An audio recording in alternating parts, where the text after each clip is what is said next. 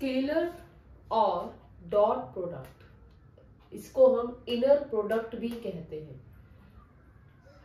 क्या है, let's understand. दो वेक्टर्स हैं ए और बी, और इनको स्केलर प्रोडक्ट या डॉट प्रोडक्ट में कैसे रिप्रेजेंट करेंगे, vector A dot vector B, और जब हम इसको लिखेंगे this is equal to what, this is equal to A B cos of theta, where theta क्या है, theta is the angle between vector A and vector B.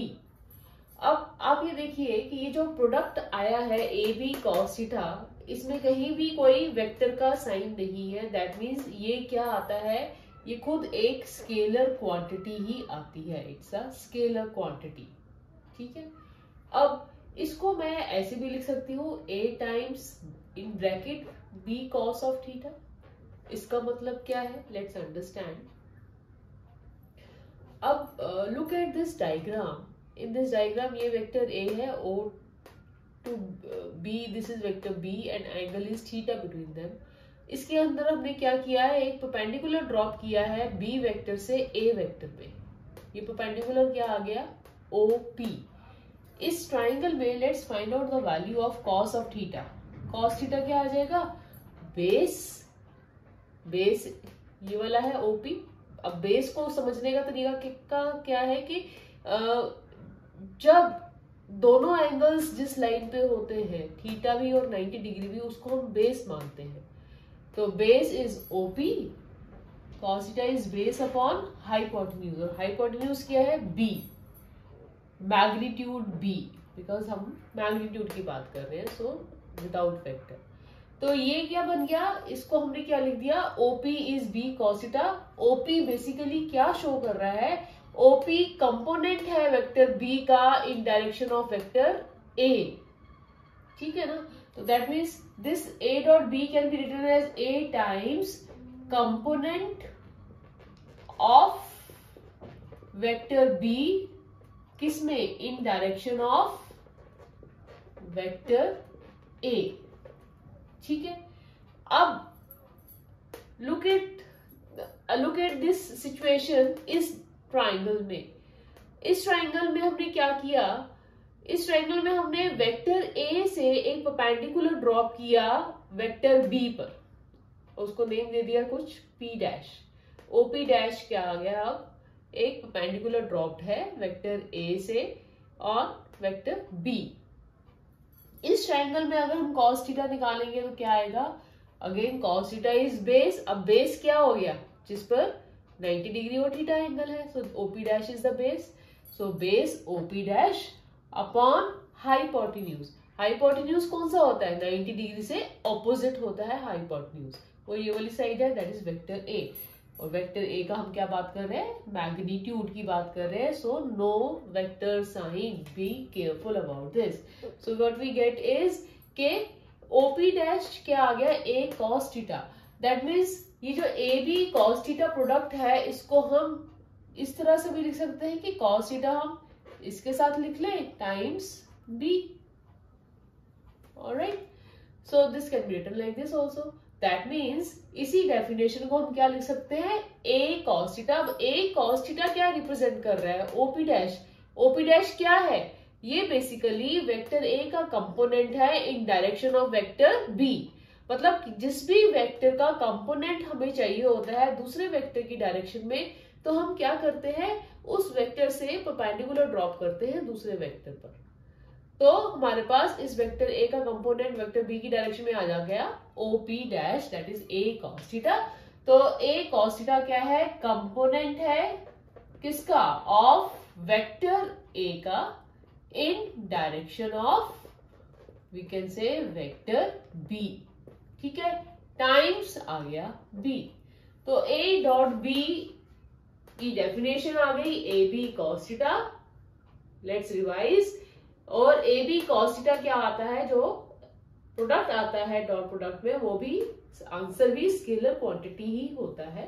और उसको in other terms हम क्या लिख सकते हैं, A times the component of vector B in direction of A, या B times the component of vector A in direction of vector B। Alright, तो this was regarding the introductory part of the dot product. अब इसके कुछ properties हैं, let's see वो क्या है। सबसे पहले तो हम कहते हैं कि dot product obeys commutative law. Commutative law मतलब A dot B is equal to B dot A। Again, क्योंकि आंसर क्या आ रहा है, आंसर एक स्केलर आ रहा है जिसमें कोई वेक्टर इन्वॉल्व नहीं है, कोई डायरेक्शन नहीं है, तो scalar quantity can always be written as A dot B is same as B dot A। क्यों, अगर B डॉट A करोगे तो वो भी क्या आएगा, B डॉट A में तो BA cos थीटा आ जाएगा, magnitude of B magnitude of A cos of theta आ जाएगा। सो दोनों ही सेम है, A dot B is same as B dot A। और अगर हम एक वेक्टर का डॉट प्रोडक्ट उसी वेक्टर के साथ करें तो let's find out. A dot A would be magnitude of A, again magnitude of A without with this dot we can write it in a bracket also, magnitude of A and cos of angle between the vectors। पर अब vector क्या, हम तो vector A की बात कर रहे हैं, वेक्टर A का वेक्टर A के साथ एंगल क्या होगा, 0। So we can say cos 0 is 1, so A dot A क्या आ गया, A square आ गया। So another property क्या बन गई, A dot A is A square, which leads us to an important conclusion, that is अगर मैं unit vector I dot with unit vector I करूं, if you remember I क्या होता है, I is a unit vector which shows the direction of x axis, y axis के लिए we use unit vector J, and for k axis we use, sorry z axis we use the unit vector K, x axis के लिए we use unit vector I। तो I dot I अगर करेंगे तो इसी terms में magnitude of I that is a unit vector, so 1 into 1 cos of 0 again, so it becomes 1। Sorry. Similarly we can write J dot J or K dot K, so these gives the value 1। Next property, what if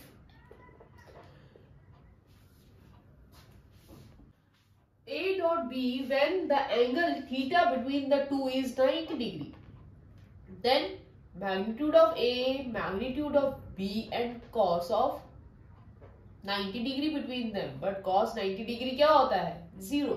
So उस case में A dot B क्या बन जाएगा, 0। That means अगर मुझे I dot with J करना हो तो angle is 90 degree between the two, I dot J will be 0। Similarly अगर मेरे को J dot K करना हो तो again 90 degree angle है दोनों के बीच में, so we get 0। and K dot I करना हो, अगेन परपेंडिकुलर है दोनों I और K एक दूसरे के, तो K dot I करना हो तो again it would be cos of 90 degree between the three conditions में, तो cos 90 डिग्री अगेन हमारे को आंसर क्या दे देगा, 0। Alright, next is what happens when theta is pi, 0 या पाई। 0 या पाई की कंडीशन कब आएगी, थीटा 0 कब होता है, when two vectors are parallel to each other, तो उस कंडीशन में हम कह सकते हैं थीटा 0 हो जाता है। बट अगर टू वेक्टर्स एंटी पैरेलल हैं टू ईच अदर तो उस केस में थीटा क्या हो जाएगा, 180 डिग्री दोनों के बीच में पाई। तो इन एनी केस cos 0 भी 1 होता, cos 0 is 1 and what about cos pi, cos pi is -1, but what about the magnitude, cos 0 का मैग्नीट्यूड भी 1 आ जाएगा और cos pi का भी मैग्नीट्यूड 1 आ जाएगा। दैट मीन्स उस सिचुएशन में we get that magnitude of A dot B vector will be simply AB, cos 0 या cos pi क्या हो जाएगा, मैग्नीट्यूड में 1 हो जाएगा। तो हम ये कह सकते हैं जब भी दो वेक्टर्स पैरेलल या एंटी पैरेलल होते हैं तो उनका डॉट प्रोडक्ट क्या हो जाता है, A into B, AB। Secondly we say कि अगर हमें A dot B plus C करना हो तो ये किसके बराबर होगा, this will be equal to A dot B plus A dot C, ठीक है। और इसको क्या बोला जाता है, this is called distributive property, distributive law और प्रॉपर्टी, राइट। दैट मीन्स अगर हमारे पास एक वेक्टर है a 3 डायमेंशंस में, तो this can be written as ax unit vector i, ay unit vector j plus az unit vector k. Similarly vector b can be written as in 3 dimensions, b का x component i direction में, by in j direction and bz in k direction. But what will be the answer for a dot b in this situation? So again you have to write